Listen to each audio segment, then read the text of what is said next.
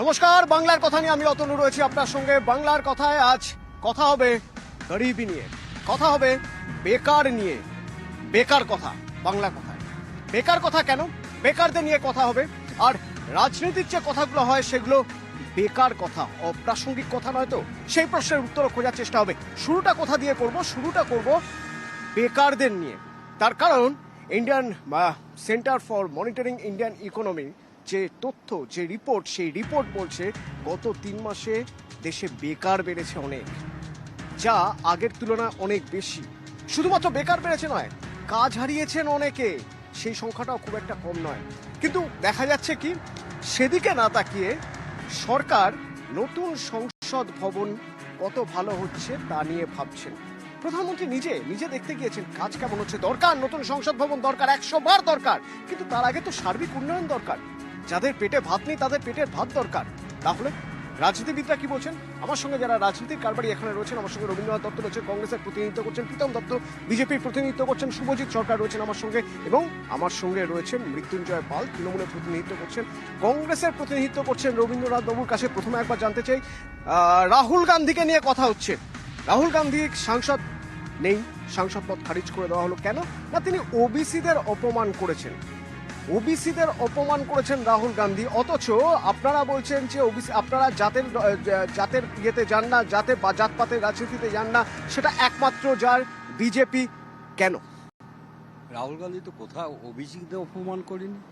রাহুল গান্ধীর বলার উদ্দেশ্য ছিল এই, নীরব মোদী, ললিত মোদী, ম্যাক্সিমাম চোরগুলো বাইরে থেকে দেশের অর্থনীতি, ব্যাংককে লুট করে। আদালত তো বলছে তিনি অপমান করেছেন।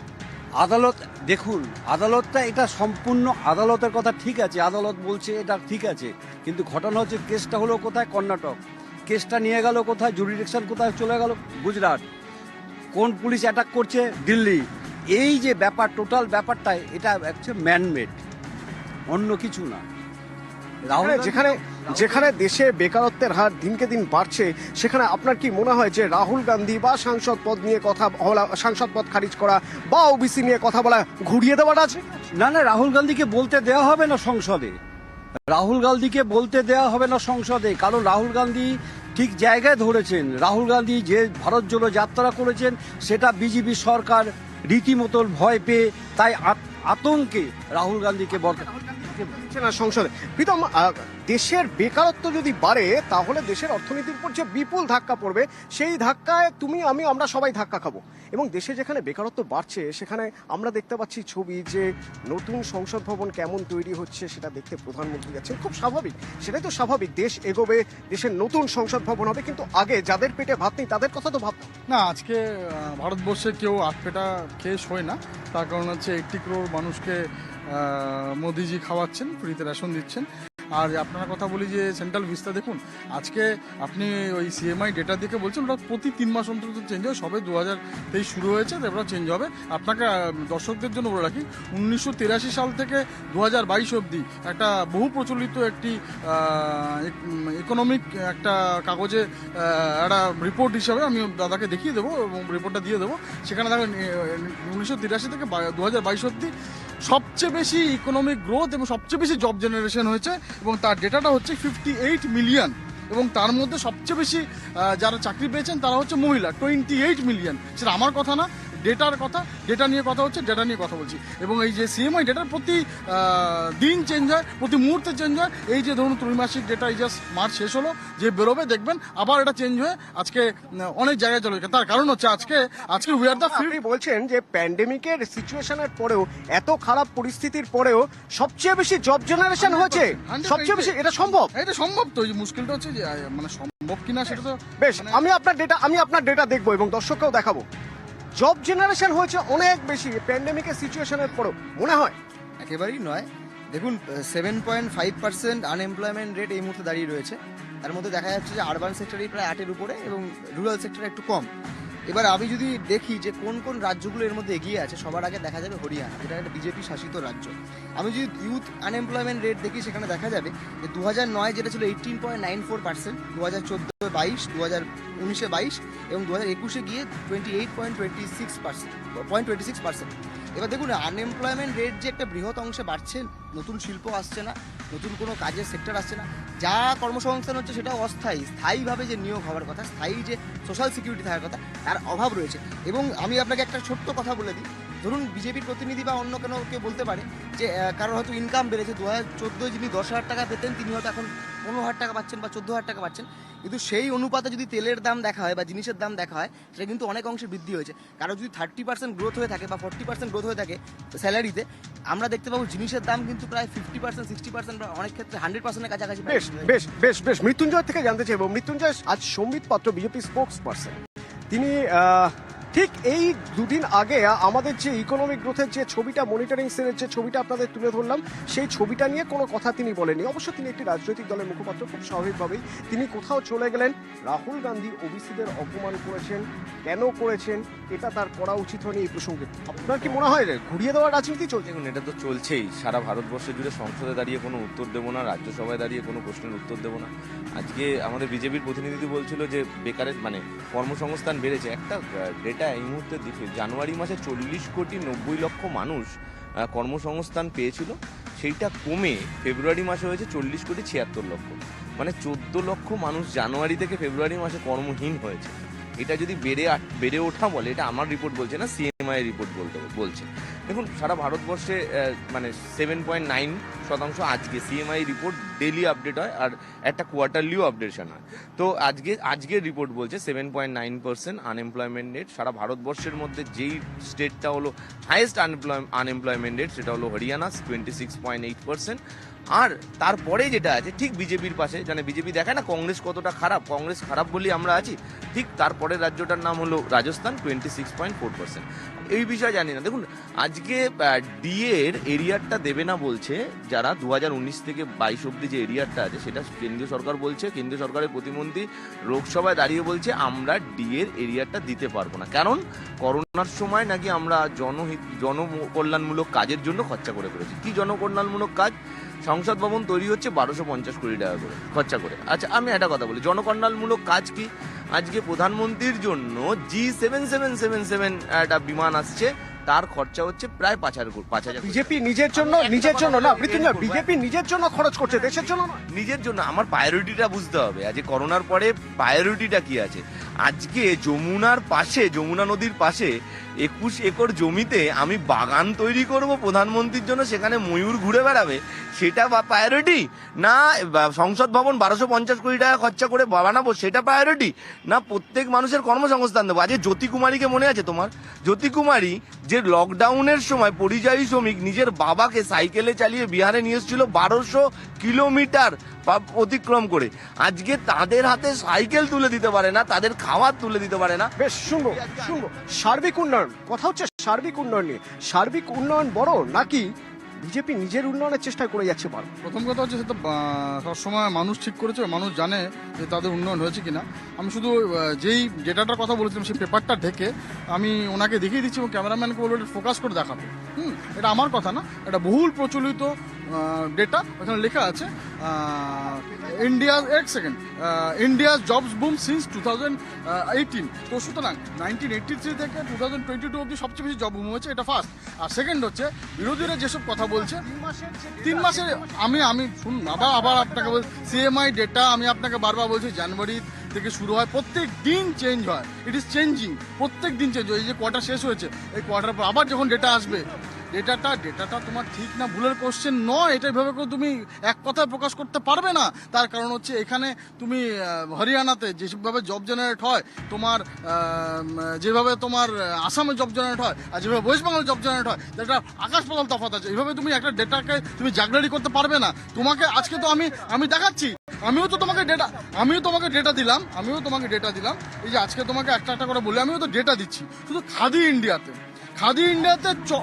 আমিও তো তোমাকে ডেটা দিচ্ছি। মনিটরিং সেল যে ডেটা দিয়েছে, সিএমআই কোনো গভর্নমেন্টের মনিটরিং সেল নয়। ভুল কি? সিএমআই এর ডেটা কোনো মনিটরিং সেল নয়। ভুল, তার মানে ডেটা ভুল হতেই পারে, সরকার তার দায়িত্ব নিচ্ছে না, সরকার কোনো দায়িত্ব নিচ্ছে না। এই ভুল আপনার কাছে যে তথ্যটা রয়েছে, সেটার দায়িত্ব সরকার নিচ্ছে। তো দায়িত্ব আমি বিজেপি মুখপাত্র হিসেবে দিচ্ছি এবং- বিজেপি মুখপাত্র আর সরকারের মুখপাত্র অন্য জিনিস। হ্যাঁ, আমি সেটাই বলছি, সংসদে যে আর data সংসদের দেওয়া কথা তো হয়েছে, বলাই যাচ্ছে না। সংসদে যে ডেটা দেওয়া হয়েছে, কংগ্রেস তো বলছে সংসদে ওরা বিরোধীদের বলতেই দেওয়া হয় না। সংসদে উনি সেই জন্যই তো এখানে ভারত জোরও করছেন আর বিদেশে গিয়ে ভারত ভাঙও করছেন, এটা দেখছে।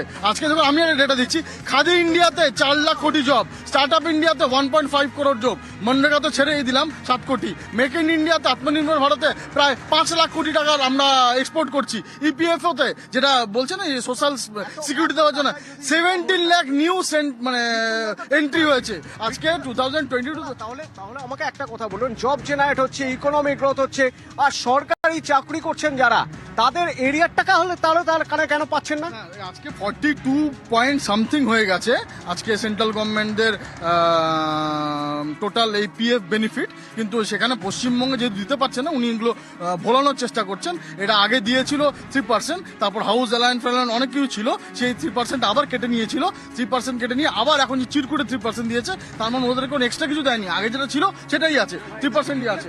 তো সুতরাং ঠিক আছে, যে এরিয়াটা পাওয়ার কথা ছিল সেই এরিয়াটা পেয়ে গেছে। এবার এই প্যান্ডেমিকের জন্য যে এরিয়াটা আছে সেই এরিয়ার সামান্যটুকু টাকা আজকে সেন্ট্রাল গভর্নমেন্টের ওরা বলেছে যে আমরা দিতে পারবো না, তার আনুমানিক না না সাম 1000 crore রুপিস হবে। এবার কিন্তু আপনি বলতে পারবেন এই সামান্য পরিমাণ টাকা মানে কতটা? এই যে এতদিনের এরিয়ার যে এরিয়াটা রাজ্য সরকার কেন্দ্র সরকার দিতে পারছে না, ডিএর এরিয়াটা এই অ্যামাউন্টটা অ্যাপ্রক্সিমেট আমি এক্ষুনি বলতে পারবো না, কিন্তু এই মুহূর্তে আমার সেই ডাটাটা নেই, কিন্তু লার্জ অ্যামাউন্ট যেমন ইপিএফ 95 আজকে দীর্ঘদিন ধরে কি চেয়েছিল এই ইপিএফ 95রা বলেছিল 7,500 টাকা মিনিমাম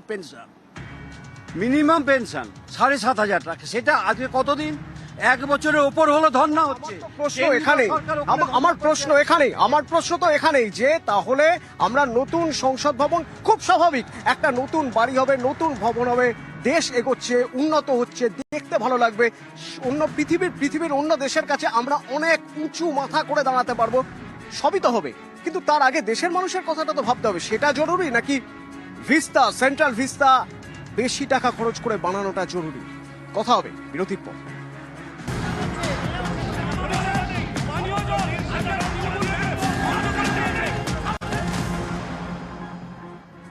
বেকারত্ব বাড়ছে, অথচ কথা হচ্ছে কি নিয়ে? না, একজন সাংসদ, যার সাংসদ পদ খারিজ হয়ে গিয়েছে, রাহুল গান্ধী, তিনি ওবিসিকে অপমান করেছেন কি করেননি? জাতীয় রাজনীতিতে এটাই হট টপিক। কেন? আসল জায়গা থেকে চোখ ঘোরানোর চেষ্টা। 100 দিনের কাজের প্রকল্পে গত বছর বাজেটে বরাদ্দ ছিল মানে 60,000 কোটি টাকা, এই বছর মানে 73,000 কোটি টাকা, এই বছর কমিয়ে 60,000 কোটি টাকা করা হয়েছে। এই যে 13,000 কোটি টাকা কমিয়ে দেওয়া হলো, প্রান্তিক মানুষরাই তো 100 দিনের কাজ করে, এই বছর দেখা যাচ্ছে যে 100 দিনের কাজটা সেটা কমে দাঁড়াচ্ছে 17 দিনে। যদি ঠিকঠাকভাবে 100 দিনের কাজ প্রত্যেকটা প্রান্তিক মানুষের কাছে পৌঁছে যেতে হয়, তাহলে 2 লক্ষ কোটি টাকা বাজেটে বরাদ্দ করতে হতো। তাহলে এই সরকার সাধারণ মানুষের সরকার, না এই সরকার আদানি আম্বানিদের সরকার? আম্বানিদের আমি একটা কথা বলে 78,000 পার্লামেন্টে উত্থাপিত হয়, যে বিষয়ে সবচেয়ে আগে জোর দেওয়া জরুরি সেই বিষয়ে জোর না দিয়ে কেন অন্যদিকে জোর দেওয়া হচ্ছে? এটা নজর ঘোরানোর একটা কায়দা, আর কিছুই না। দেখুন 2022 সালের ডিসেম্বর মাসে পার্লামেন্টে উত্থাপিত হয়েছিল যে 2783টা ফার্ম ইন্ডিয়াতে বন্ধ হয়েছে। এর মধ্যে সবথেকে গুরুত্বপূর্ণ, আবার সেই হরিয়ানা কিন্তু শীর্ষে চলে আসবে, বিজেপি শাসিত রাজ্য। বলি এবার সেখানে দাঁড়িয়ে আবার বলছে কথা বলতে দিচ্ছে, এটা দিয়ে প্রমাণ হয় এখন বন্ধ হয়নি। মানে এটা বলতে চাইছে পার্লামেন্টের চিত্র, যে কোনো কথা বললেই অন্যকে বলতে দেবে না। আর দ্বিতীয় জায়গা হচ্ছে যে বিজেপির প্রতিনিধি বারবার বলছে না জব জেনারেশন হয়েছে 2014 সালে, বোধহয় যদি ভুল না হয়, মোদী সরকার আসছে এরকম জায়গায় উনি বলেছিলেন যে 2 কোটি বেকারের চাকরি প্রতি বছর হবে, সেটা এখন দাঁড়িয়ে থেকে হয় হচ্ছে 18 কোটি। মানে প্রতিটি পার্লামেন্টারি কনস্টিটিউয়েন্সিতে 543-এর মধ্যে 3,31,000 জব কি জেনারেট হয়েছে। না, মুশকিলটা হচ্ছে দেখুন, এই যে ঘুরিয়ে দেওয়ার রাজনীতি তো বাংলায় চলছে, চোরাইদের বাঁচাতে চুরির যে আজকে চারিদিকে মানুষের বুথে বুথে চলে গেছে। টপিকের বাইরে চলে যাচ্ছেন, তৃণমূলের চোররা টপিকের বাইরে চলে যাচ্ছেন, টপিকের বাইরে চলে যাচ্ছেন, টপিকের বাইরে চলে যাচ্ছেন, টপিকের বাইরে চলে যাচ্ছেন, টপিকের বাইরে চলে যাচ্ছেন, বিকম সরি, টপিকের বাইরে চলে যাচ্ছেন। আমার কোনো আলোচনা নয়, আমি একটা প্রশ্ন, প্রীতমের পাড়াতে কেউ আমি করবো, 1 সেকেন্ড, প্রশ্ন আমি করবো, আপনি টপিকের বাইরে যাচ্ছেন না? আপনি বলেছেন যে নজর ঘোরানোর কথা নজর ঘোরানোর নজর এখানকার নজর ঘোরানোর প্রসঙ্গ কোথা থেকে আসছে? মানে আপনি এটা মানছেন, যে নজর ঘোরানোর রাজনীতি হচ্ছে?